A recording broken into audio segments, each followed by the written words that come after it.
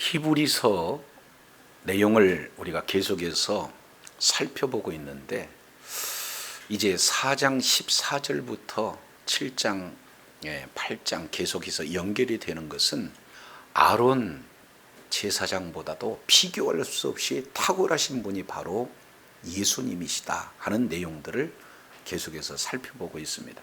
그래서 이제 아론 대제사장에서 이제는 멜기세덱의 반차에 따른 대제사장인 예수 그리스도로 이제는 제사장 직분이 바뀌었음을 우리가 7장 1절부터 10절까지 내용을 통해서 살펴봤어요. 그렇다면 이제 대제사장 직분이 왜 바뀌었을까 하는 그 내용을 크게 세 가지 관점으로 본문은 말씀을 하고 있습니다. 첫 번째 14절에 유다 지파로서 나신 그런 대제사장이신 예수 그리스도여야 된다 하는 내용과, 두 번째 16절 내용을 통해서 보면은 이제는 불멸의 생명의 능력으로 쫓아 바로 대제사장이 되었다는 사실, 그리고 세 번째 24절 영원한 제사장 직분이 이제는 예수 그리스도를 통해서 이루어진다는 사실, 이 세 가지 큰 원리를 설명을 하고 있어요. 그 중에 다 내용을 할 수가 없어서 오늘 크게 두 가지 내용을 이렇게 살펴보면서 11절부터 19절까지 내용을 통해서 더 좋은 소망이다라는 제목으로 은혜를 나누고자 합니다. 이제 11절 내용을 통해서 보면 레위기통의 제사 직분으로 말미암아 온전함을 얻을 수 있다 없다? 얻을 수 없다는 거예요. 그래서 레위 제사장의 그 제사 직분으로는 온전하게 될 수가 없습니다. 그러면 온전하게 되는 것은 누구를 통해서만 가능하느냐? 예수 그리스도를 통해서만 온전함이 이루어진다. 그래서 11절 온전함을 얻을 수 있었으면 별다른 제사장을 둘 필요가 없었는데 온전함을 얻을 수 없기 때문에 멜기세덱의 반차에 따른 그 제사장을 둬야 된다 하는 내용으로 시작이 되어져요. 그러면서 오늘 19절 율법은 아무것도 온전하게 할 수 있다 없다? 온전하게 할 수 없다. 따라서 레위기통의 제사 직분을 가지고는 온전하게 할 수가 없지만 바로 예수 그리스도를 통해서만 온전하게 될 수 있다라는 사실을 지금 시작과 끝으로 지금 말씀을 하고 있는 것을 보게 되어져요. 자, 그 내용을 이렇게 말씀을 하고 있습니다. 28절 율법은 약점을 가진 사람들을 제사장으로 세웠거니와 율법 후에 하신 맹세의 말씀은 영원히 온전케 되신 아들을 세우셨느니라 이렇게 말씀하고 있어요. 그러면은 영원히 온전케 되신 아들은 누구십니까? 예수 그리스도예요. 그래서 이 온전케 되어진다라는 이 내용을 우리가 바로 이해할 때 오늘 본문의 말씀을 잘 이해하게 되어지고 이 내용을 통해서 하나님의 놀라운 은혜를 이제 오늘 또 지금 현장 속에 적용할 수 있는 원리가 되어지는 거예요. 자, 그래서 두 군데 살펴보겠습니다. 5장 8절 내용을 통해서 보면은 그가 아들이시더라도 받으신 고난으로 순종함을 배워서 뭐 하게 되셨다? 온전하게 되었다. 이렇게 말씀을 하고 있어요. 그래서 예수님은 끝까지 하나님의 말씀에 순종함으로 온전케 되신 분이 예수님이다 라는 사실을 말씀하고 있어요. 따라서 온전하신 예수님께서 이제는 어떻게 돼요? 예수 그리스도를 믿는 믿음을 가진 자에게 동일하게 온전함을 주신 거예요. 자, 우리가 앞으로 또 살펴봐야 되겠지만 히브리서 10장 동시에 한번 살펴보도록 하죠. 10장 12절 오직 그리스도는 죄를 위하여 한 영원한 제사를 드렸다. 구약의 제사장은 매년 계속해서 반복되는 제사를 드리지만 우리 주님께서는 한 영원한 제사를 드리는 거예요. 그리고 하나님 보좌 우편에 앉으셨죠. 그 다음에 14절, 그가 한 제물로 거룩하게 된 자들을 다 같이 영원히 뭐하게 하셨다? 온전하게 하셨습니다. 이것이 저와 여러분들에게 얼마나 큰 소망인지. 그래서 레위 계통의 제사장은 온전하게 할 수 없으되 우리 주님은 스스로 온전케 되실 뿐만 아니라 예수 그리스도를 믿는 믿음을 가진 모든 자들에게 영원토록 온전하게 하신 분이 바로 주님이시다. 따라서 우리의 영원한 소망은 누가 되시는가? 예수 그리스도다. 자, 이 내용이 시작과 끝을 오늘 본문을 통해서 말씀을 하고 있습니다. 그렇다면 온전한 내용이 무엇인가? 이 부분들을 우리가 알지 못하고서 하나님의 크신 은혜를 다 누릴 수가 없어요. 그래서 여기서 온전하다고 하는 이 내용은 바로 한마디로 정의한다면 죄사함을 받는 자가 온전하다. 이 내용에 윤리 도덕적으로 우리 행위가 온전한 것이 아니라 우리 주님께서 우리들의 모든 죄를 사하심으로 말미암아 죄사함을 받는 그 자를 우리 주님은 온전하다. 다른 말로 의롭다고 칭하신 줄로 깨달으시길 바랍니다. 그래서 의로운 자만이 하나님과의 관계가 온전히 회복되어지는 거예요. 자, 그러면 여기서 이제 큰 질문 하나가 있죠. 그러면 구약의 아론 계열의 대제사장으로서 드려지는 그런 제사로 온전할 수가 없다, 있다? 없다는 거예요. 그러면 없기 때문에 온전함을 줄 수 있는 예수 그리스도를 대제사장으로 해서 이제 제사가 이루어져야 바로 온전함을 입을 수 있다라는 사실을 살펴본다면, 그러면 구약의 그 많은 제사들은 왜 필요하냐 그 말이죠. 레위기서 1장부터 5장까지 내용을 보면은 그 제사 제도 5가지 제사 제도가 나와 있어요. 번제, 소제, 화목제, 속죄제, 속건제. 이 내용을 통해서 죄 문제를 해결하는, 그래서 하나님과의 평강의 그런 어떤 화평의 문제가 해결되어야 될 것을 말씀을 하고 있는데, 그거 가지고는 온전함을 이룰 수 있다 없다? 없다는 거예요. 자, 이것을 이해하기 위해서 우리가 출애굽기 이 내용을 살펴볼 필요가 있어요. 자, 야곱의 후손들이 70명이 어디로 내려갔습니까? 애굽으로 내려갔어요. 그리고 민족이 되어서 출애굽을 한 내용이 출애굽기 1장부터 18장까지 자세히 기록되고 있어요. 그리고 출애굽기 19장에 이어서 비로소 이제는 하나님께서 이스라엘 백성들을 구원해내시고 구원하신 이스라엘 백성들과 뭘 맺으시냐? 언약을 맺으셔요.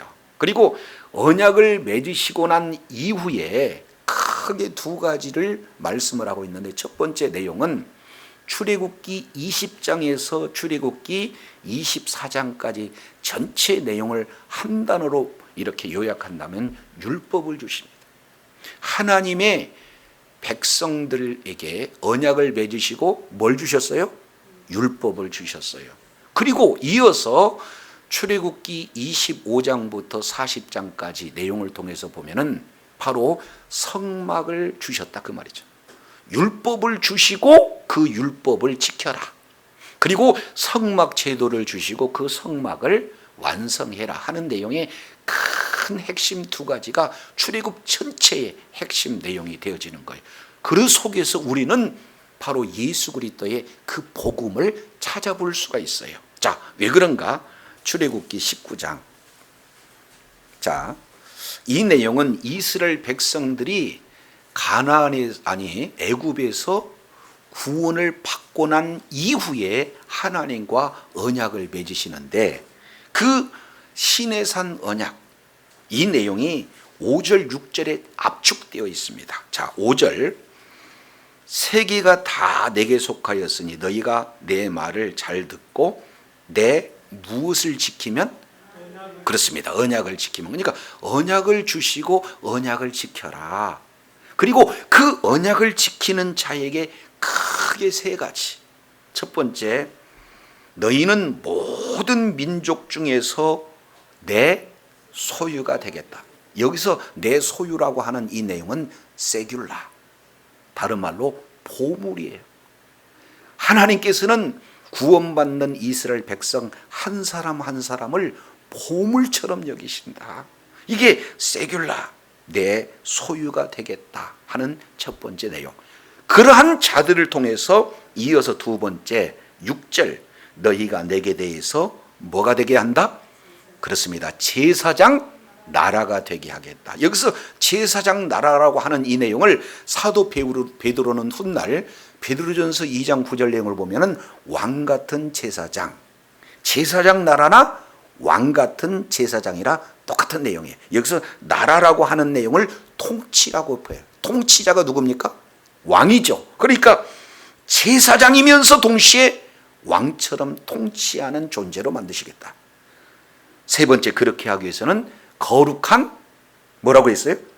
백성이 되리라, 이렇게 말씀을 하고 있어요.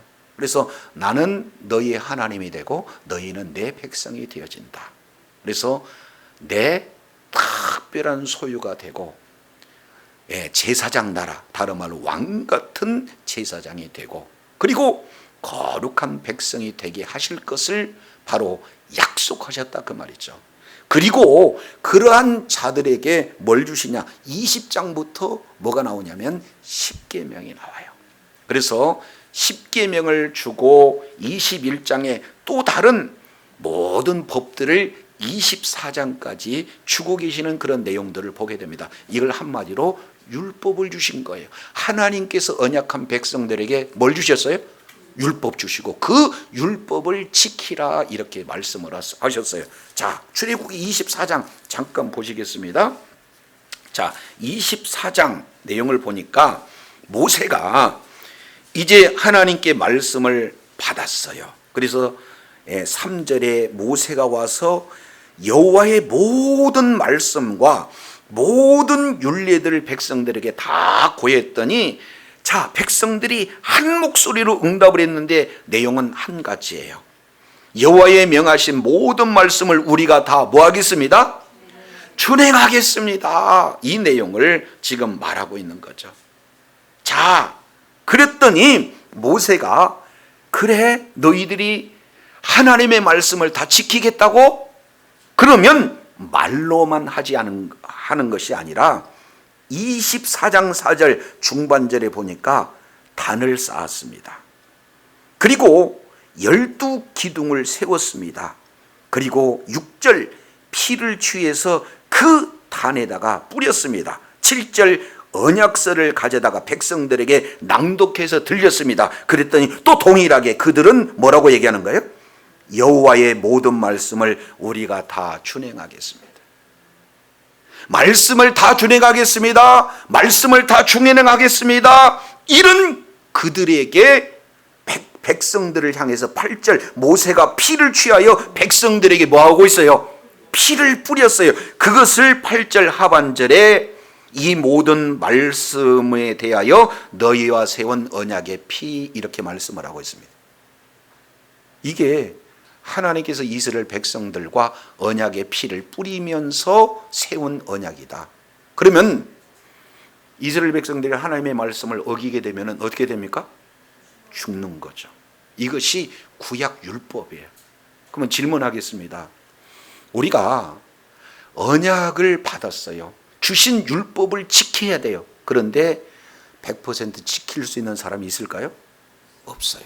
한 사람도 없습니다. 이것을 훗날 로마서 3장 9절 10절 이하 내용을 보면 사도 바울은 의인은 없나니 한 사람도 없어요.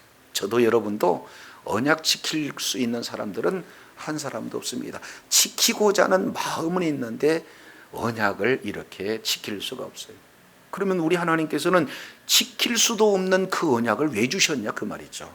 이 내용에서 율법을 주신 이유를 성경에는 두 가지로 말씀하고 있죠. 그 내용을 로마서 3장 20절 이 내용을 통해서 보면 율법을 주신 이유는 율법을 통해서 우리가 이제 얼마나 하나님 말씀에서 멀어졌는가, 죄를 깨닫게 하기 위해서 율법을 줬다 하는 사실을 말씀하고 있어요. 그러니까 성경을 읽으면 읽을수록 나는 죄인이구나, 말씀을 지키지 못한 죄인이구나, 말씀에 벗어나서 하나님과 멀리 떨어져 있는 그런 존재구나 라는 사실을 깨닫게 하기 위해서 율법을 줬다는 겁니다. 그러면 이제 우리는 하나님의 말씀에서 떠나는 죄인이잖아요. 그러면 죄인은 죄의 삭신 사망 가운데 놓여 있는 그런 존재잖아요. 그런데 율법을 주신 두 번째 이유, 이 내용을 통해서 보면 갈라디아서 3장 24절 내용을 통해서 보면은 두 번째 율법을 주신 목적이 뭡니까? 우리를 그리스도께로 인도하는 초등 교사와 같은 역할을 율법이 하고 있다, 이렇게 말씀하고 있어요. 그러면 자세히 율법을 살펴보면은 너희는 죄인이고 그 죄를 너희 스스로는 해결할 수가 없기에 어떻게 돼요? 그 죄 문제를 해결할 자가 누구냐? 예수 그리스도다 라는 사실을 성경은 보여주고 있다, 그 말이죠. 그래서 모든 제사, 그 제사의 하나하나 면면들을 살펴보면은 바로 예수 그리스도를 예표하는 그림자다라는 사실을 볼 수가 있어요. 자, 출애굽기 25장 이제 잠깐 살펴볼게요. 자, 10절 그는 조각목으로 뭐를 지어라? 궤. 여기 궤라고 하는 것은 언약궤, 다른 말로 법궤. 그 궤를 짓게 우리 하나님이 말씀을 하고 있어요. 자, 그러면서 16절에 조금 더 구체적으로 표현합니다. 내가 내게 줄 증거판을 어디 속에다 집어넣어라? 그렇습니다. 궤 속에 집어넣어라 하는 내용이, 이게 참 하나님의 은혜입니다. 자, 이 증거판, 다른 말로 하나님께서 직접 쓰신 그 돌비, 이 내용은 율법의 하나의 전체를 표현하고 있는 내용이에요. 우리가 지키기를 원하는데 지킬 수 없는 그 율법을 뭐예요? 돌판, 요걸로 지금 말씀을 하고 있습니다. 그러니까 그 돌판을 우리 하나님께서는 어디 속에다가 집어넣어라? 그렇습니다. 궤 속에다가 집어넣어라, 이렇게 말씀을 하고 있는 거예요. 자, 그러면서 17절, 요게 굉장히 중요한 내용이에요. 정금으로 뭐를 만들어라? 그렇습니다. 속죄소를 만들어라. 그리고 18절, 그 속죄소, 그 내용에 금으로 그룹 둘을 속죄소 위 끝에 쳐서 만들어라, 이 말씀을 하고 있고, 20절 그 그룹들은 날개를 높이 펴서 그 날개로 속죄소를 덮고 그 얼굴을 서로 대하여 속죄소를 향하게 하는데, 자, 21절 속죄소를 그 위에 얹고 내가 내게 줄 증거판을 그 궤 속에다 넣어라. 거기서 내가 너와 만나고 속죄소이 곧 증거궤에 있는 두 그룹 사이에서 내가 이스라엘 자손을 위하여 내게 명할 모든 일들을 이르리라. 두 가지 한 번 더 합니다. 만나고 이르리라. 그렇습니다. 우리 하나님께서 하나님을 만날 수 있는 장소, 그리고 만났을 때 하나님께서 우리들에게 하실 모든 말씀을 이루는데, 그러면 여기에 죄인된 자가 나가게 되면 죽습니다. 그러면 모든 이스라엘 백성들은 말씀을 지키지 못해서 죽을 수밖에 없는데, 그 죄 문제를 해결하실 분이 바로 시은좌에 계신 하나님을 만나게 될 때 어떻게 나가느냐, 이 내용을 레위기 16장 내용을 통해서 보면 대제사장이, 아론 계열의 대제사장이 7월 10일 대속죄일이 되어질 때 이제는 제물, 이스라엘 백성들의 죄를 사할 수 있는 그 제물의 피를 가지고 지성소에 있는 그 속죄소에다가 7번 피를 뿌린다, 그 말이죠. 자, 그러면 7번 피를 뿌리면은 그 속죄소 위가 어떻게 됩니까? 이제는 피로 다 덮이게 되어지는 거죠. 자, 이랬을 때 법궤 안에, 증거궤 안에 뭐가 들었어요? 율법이 들어가 있어요. 근데 그 율법 입장으로 본다면은 율법의 요구가 있어요. 율법의 요구. 이 내용은 출애굽기 20장부터 24장까지 내용을 통해서 봤더니 율법을 주고 그 율법을 지키라. 그러니 율법은 계속해서 저와 여러분을 향해서 지키라고 요구하고 있는 것을 보게 되어집니다. 동시에 하나님께 요구하고 있는 내용은 신명기 28장 15절까지 1절부터 15절까지 그 말씀을 지키면 복을 주겠다는 거고, 신명기 28장 15절부터 63절까지 내용을 통해서 보면은 율법을 지키지 않으면은 저주를 받을 것이다, 이렇게 말씀을 하고 있어요. 그러면 율법은 계속해서 요구하고 있죠. 하나님, 이스라엘 백성들을 계속해서 하나님 말씀을 지켜야 되지 않겠습니까? 하고 이제 사람들에서 지킬 것을 늘 말씀하고 있고, 동시에 하나님께 대해서는 지키는 자한테 복을 주셔야 되지 않겠습니까? 요구하고 있을 뿐만 아니라 지키지 않는 자에게는 어떻게 되는 거예요? 저주를 줘야 될 것이 아닙니까? 하고 계속 요구를 하고 있는데 그 율법을 뭘로 덮어버렸어요? 속죄소 뚜껑, 속죄소로 딱 덮었단 말이죠. 그 덮은 위에 피가 이렇게 발려져 있기 때문에 요구를 억제하고 있는 내용이 되어지는 거예요. 동시에 하나님 입장으로 봤을 때는 백성들 모든 한 사람 한 사람을 말씀에서 벗어나면 어떻게 되는 거예요? 이제는 말씀대로 죄 지은 인생은 죽여야 되잖아요. 그런데 우리 하나님께서는 어떻게 하느냐? 죽이려고 봤더니 그 만나는 장소가 백성들을 대신해서 피가 이제는 발려져 있기 때문에 우리 하나님께서는 백성들의 죄를 보는 것이 아니라 뭐를 보고? 피를 보고. 율법 입장에서는 하나님 앞에 요구를 해야 되는데 피가 가려지고, 그렇기 때문에 이 피가 이제는 어떻게 됩니까? 하나님의 공의도 만족하고 율법에 대한 그 요구도 만족하는 그런 결과가 되어지는데, 그 이스라엘 백성들을 위해서 뿌려지는 그 피는 사실은 예수 그리스도께서 십자가에서 죽으시는 그 보혈을 하나의 가르쳐주는 그림자고, 실제 예수님의 그 보혈만이 우리들의 모든 죄를 해결하여 주신 줄로 믿습니다. 그러니까 아론 계열의 그 제사로는 백성들을 온전하게 할 수가 없으니 바로 온전하게 하실 예수 그리스도가 저와 여러분에게 주어진 줄로 깨달으시길 바랍니다. 여기 한 절이 우리가 지금 읽어봤던 히브리서 지금 7장 11절 내용을 지금 말씀을 하고 있어요. 자, 이제 이해가 되셨으면 레위 계통의 제사장 직분으로 온전함을 얻을 수가 있다면 백성이 그 아래에서 율법을 받았으니 어찌하여 아론의 반차를 따르지 아니하고 멜기세덱의 반차를 따르는 별다른 제사장을 세울 필요가 있었느냐? 그러니까 아론의 그 제사 직분으로는 온전함을 얻을 수 없다. 그러니까 온전함을 얻을 수 있는 또 다른 멜기세덱의 반차에 따른 제사장을 세워야 된다라는 사실을 말씀을 하고 있어요. 자, 그 다음에 12절 내용을 보니까 그러면 제사 직분이 이제는 뭐 했어요? 바꿔졌어요. 아론의 제사 직분에서 멜기세덱의 반차에 따른 예수 그리스도의 대제사장 직분으로 뭡니까? 제사 직분이 완전히 바뀌어졌어요. 그러면 뭣도 바뀌어져야 돼요? 율법도 바뀌어져야 되는데 여기 좀 이해하는 데 어렵습니다. 그러면 이걸 이해한다면 거기다가 이렇게 표현하면 좋겠어요. 제사 제도도 바뀌어져야 된다. 왜 그러냐? 이제 예수님이 오셔서 성전을 다 무너뜨리라 이렇게 말씀을 하고 있고, 동시에 뭐라고 말씀하고 있습니까? 예수님이 십자가에 죽으실 때 마태복음 27장 51절 이하 내용을 통해서 보면은 휘장이 찢어졌어요. 위에서부터 아래로 찢어졌어요. 그래서 성소와 지성소가 이제 구분되는 게 아니라 뭐예요?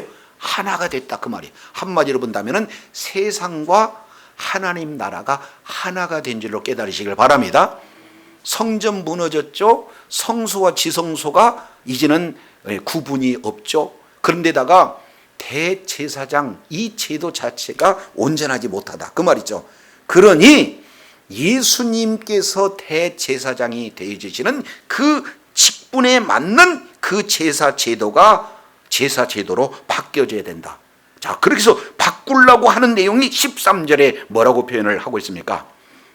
이것은 한 사람도 제단의 일을 받들지 않는 다른 지파에 속한 자를 가리켜 말한 것이라, 이렇게 말씀을 하고 있어요. 12절에 대한 설명을 13절에 이렇게 표현하고 있는데, 자, 레위 지파에서 지금까지는 구약 성경에 제사를 다 지내는 일을 했고, 유다 지파에서는 그 제사를 지내는 사람이 있습니까? 없습니까? 없어요. 그러니까 14절에 이렇게 표현을 하고 있습니다. 우리 주께서 유다로 따라 나신 것이 분명하도다, 이렇게 말씀을 하고 있어요. 그런데 모세가 제사장들에 말하는 것은 레위 계통이지 뭐예요? 유다 지파가 제사를 드릴 수 있는 사람은 단 한 사람도 없다는 거예요. 그러면 문제가 발생이 되잖아요. 그것을 해결하기 위해서 우리가 지난 시간 계속 살펴본 멜기세덱의 반차에 따른 대제사장 제도를 말씀하고 있어요. 자, 15절. 멜기세덱과 같은 별다른 한 제사장이 일어나는 것을 보니 더욱 뭐하다? 분명하다. 아, 그러면은 어떻게 유다 지파이신 예수님이 대제사장이 될 수 있느냐? 유대인들은 이해가 안 되는 거예요. 그런데 그걸 증명하는 것은 예수님은 멜기세덱의 반차에 따른 그 대제사장 직분을 받았다는 거예요. 근데 이것이 어떻게 이루어졌는가? 16절 다시 한번 강조합니다. 16절 내용을 보니까 그는 육신에 속한 계명, 다른 말로 율법을 따른 것이 아니라 어떻게 해요? 오직 불면의 생명의 능력으로 따라댔다, 이렇게 말씀. 여기서 불멸의 생명이라는 것은 영원한 생명을 지금 말하고 있어요. 그러면은 예수님이 언제 영원한 생명을 가졌습니까? 예수님은요, 저와 여러분을 위해서 십자가에서 우리들의 죄를 대신해서 죽으신 분이 예수님인 줄로 믿습니다. 근데 죽으셨는데, 장사 지냈는데 다시 부활하신 그 부활의 생명은 영원한 불멸의 생명인 줄로 믿습니다. 이제 죽음을 완전히 멸하시고 이기시고 어떻게 돼요? 살아나신 분이 바로 예수님이. 그래서 하나님 보좌 우편에 앉으신, 그래서 영원토록 하나님 보좌 우편에서 오늘 또 대제사장으로서 귀한 사명을 감당하신 분이 바로 예수 그리스도인 줄로 믿습니다. 이게 그냥 이루어진 것이 아니라 성경이 이 내용이 기록됐다는 거예요. 자, 성경에 보니까 17절 증거하기를, 무엇을 증거합니까? 불멸의 생명의 능력으로 따라 예수님이 대제사장이 됐다는 것을 성경에 증명하는데, 내가 영원히 멜기세덱의 반차에 따른 제사장이 되었다, 이것을 성경에서 말씀하고 있다는 거죠. 그러면 이 일들이 그러면 어떻게 이루어졌는가? 이 부분들을 우리 한번 살펴보겠습니다. 시편 110편 1절 내용을 보니까 다윗의 시 하면서 여호와께서 내 주에게 말씀하시기를, 그러면은 주가 둘이네요. 하나는 여호와 한 분 계시고 또 하나는 다윗이 말하는 내 주가 있어요. 이 내 주는 메시아를 말하고 있습니다. 그래서 여호와 하나님께서 메시아, 바로 예수 그리스도께 말씀을 하시는 거예요. 그 말씀하시는 내용이 뭐냐? 내가 여호와 하나님이죠. 내 원수, 메시아의 원수, 예수님의 원수를 내 발, 예수님의 발 등상이 되게 하기까지 너는 내 우편, 하나님 보좌 우편에 앉으라, 이렇게 지금 말씀하고 있다는 거예요. 여기 하나님 우편에 앉는다라는 이 내용은 하나님과 동등하다는 측면이에요. 그리고 동시에 하나님 보좌에서 앉았다는 것은 왕으로서 통치하고 있다는 그런 어떤 내용들을 말씀하고 있습니다. 그러면 이제는 예수님의 원수 사탄 마귀를 완전히 멸하실 때는 언제냐? 재림 때 완전히 멸하신다는 거예요. 이미도 십자가에서 멸해 놓으셨지만 완전히 멸하는 것은, 사탄 마귀를 지옥불에 완전히 가두는 그런 내용은 재림 때 최후의 심판에 이 일들이 이루어지는 줄로 깨달으시길 바랍니다. 그래서 이제는 부활의 주님이 하나님 보좌 우편에 앉으셔서 오늘 또 영원히 만왕의 왕으로 통치하고 계신 분이 바로 주님이신 줄로 믿습니다. 자, 이 예수님이 4절 이렇게 표현을 하고 있어요. 4절 여호와께서는 맹세하셨어요. 다시 뭐라고요? 맹세하셨어요. 맹세라는 것은 변하지 않는 내용을 말씀하고 있습니다. 예, 히브리서 6장 17절 내용을 보니까 맹세한다는 것은 두 가지, 거짓말할 수 없다, 변하지 않는다 라는 내용을 뭘로 했습니까? 맹세로 한 거예요. 그러니까 맹세하는 내용은 뭐냐? 너는 멜기세덱의 반차를 따라 영원한 제사장이다 라고 여호와 하나님께서 예수님에게 뭐 하는 거예요? 지금 맹세해서 제사장 직분을 주셨어요. 그러니까 아론 지파의 대제사장은 변할 수 있지만 종신직이기 때문에 살아있는 동안만 대제사장이고, 우리 예수님은 뭐예요? 영원히 사신 분이기 때문에 영원히 대제사장 직분이, 변할 수 없는 대제사장 직분이 우리 예수님에게 주어진 줄로 깨달으시길 바랍니다. 그래서 예수님은 만왕의 왕이면서 동시에 대제사장으로 영원토록 그 직분을 감당하신 분이 바로 예수님이다라는 사실을 오늘 다윗의 시를 통해서 볼 수 있어요. 그러니까 불멸의 생명의 능력으로 따라 됐다라고 하는 것은 예수님이 사망 권세를 이기고 부활의 주님이 하나님 보좌 우편에서 직접 하나님으로부터 대제사장으로 맹세해서 받은 그런 직분이라는 것을 17절에 지금 설명을 해주고 있다 그 말이죠. 자, 그래서 이제 결론적입니다. 18절 이름이 말씀하고 있죠. 전에 있었던 계명, 이 내용은 구약, 바로 옛 언약에 대한 것을 전에 뭐예요? 주셨던 계명, 이렇게 말씀하고 있어요. 그러면은 전에 주셨던 계명은 뭐 하냐? 지금 18절에 보니까 1번 연약하다, 2번 무익하다, 그리고 3번 내용을 보니까 19절에 이 율법은 아무것도 온전하지 못한다, 그러므로 폐해졌다, 이렇게 말씀하고 있어요. 그래서 세 가지, 연약하고 그 다음에 무익하고 그 다음에 아무도 온전하게 할 수 없는 것이 옛 언약이다, 그러므로 폐할 수밖에 없는 바로 언약이다 라는 사실을 말하고 있어요. 왜 그렇습니까?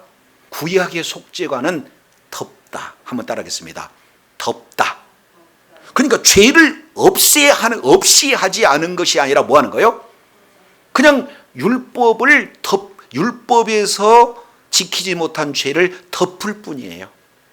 그러니까 없어지는 것이 아니라 지금 하나의 간과, 그러니까 없다라고 덮어지는 그런 내용입니다. 그러니 죄 문제에 대해서 온전할 수가 없어요. 하나의 그림자에 불과하다는 거예요. 근데 우리 주님께서는 이 죄를 예수님의 피에 단번의 속죄로 말미암아 영원토록 온전하게 했으니 신약의 속죄관은 도말하다, 없애버린다라는 뜻이에요. 그래서 구약이 덮다라고 한다면 신약은 그 죄를 뭐예요?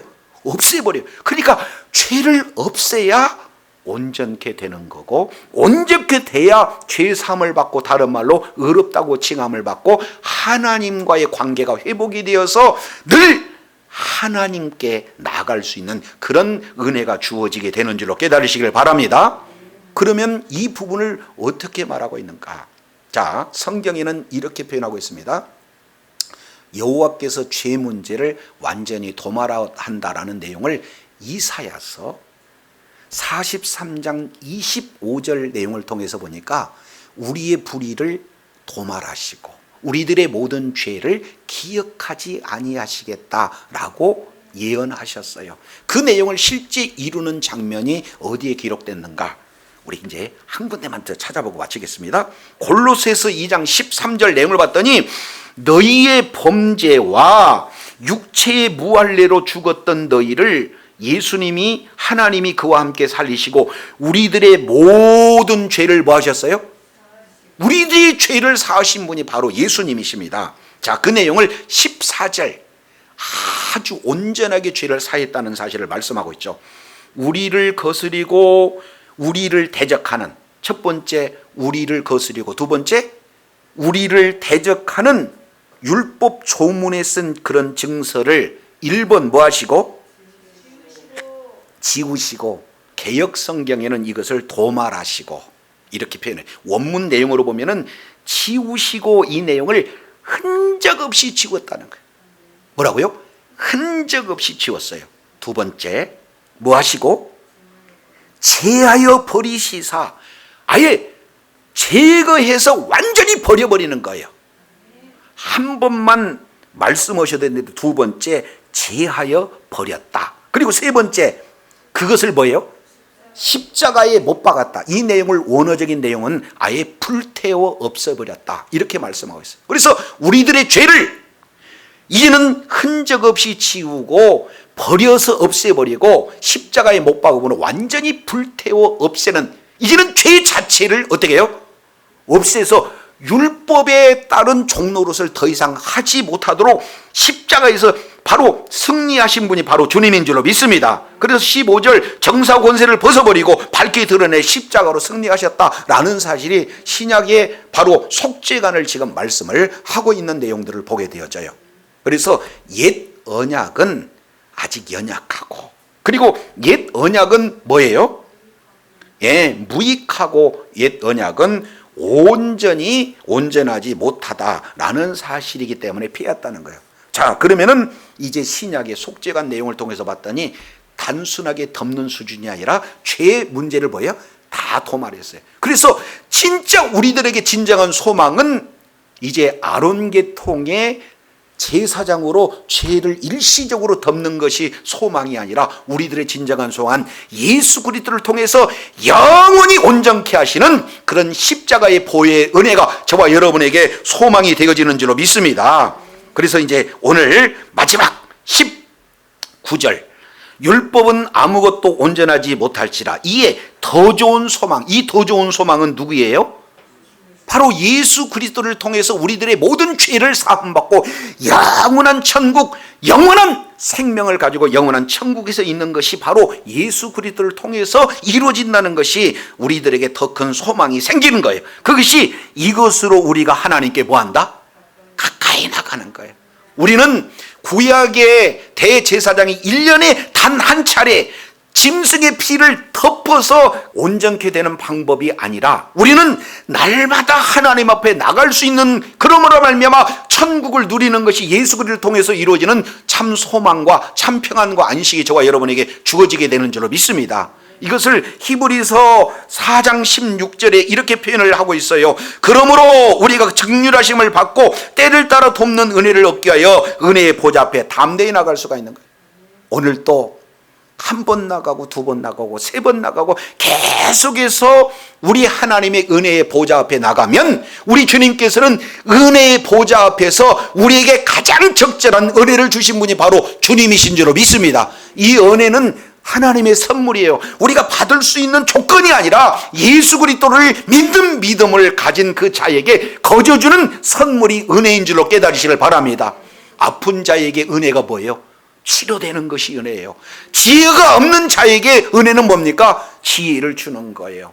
이제 환경에 짓눌려 있는 그 자에게 은혜가 뭡니까? 환경을 밟고 일어서고 승리하는 자가 바로 지혜다, 그 말이죠. 그래서 이제는 우리가 있는 그곳에서 우리 하나님 바로 그 보좌 앞에 예수 그리스도를 믿는 믿음으로 이제는 언제든지 수시로 하나님하고 나가게 되어지면 우리 주님께서는 우리들의 모든 죄 문제를 다 도말하셨기에 예수 그리스도를 믿는 믿음을 가진 자에게 우리 하나님께서는 오늘 또 응답해 주실 줄로 믿습니다. 은혜를 주십니다. 건강을 주십니다. 능력을 주십니다. 축복을 허락하십니다. 그렇기 때문에 우리들에게 큰 소망이 열려져 있는 거예요. 그래서 오늘 본문 내용을 통해서 온전케 하신 분은 레위 제사장이 아니라 온전케 하신 분은 예수 그리스도라는 사실을 기억하시고 늘 예수 그리스도 의지하여 담대히 하나님 앞에 나가 때를 따라 돕는 은혜를 구하고 그런 하나님의 놀라운 은혜를 삶 속에 적용해서 주님의 기쁨으로, 주님의 부여로, 주님의 능력으로, 주님의 영원한 생명으로 주님의 도우심을 날마다 경험하는 하나님의 놀라운 축복의 통로들이 다 되시기를 간절히 원합니다. 기도하겠습니다.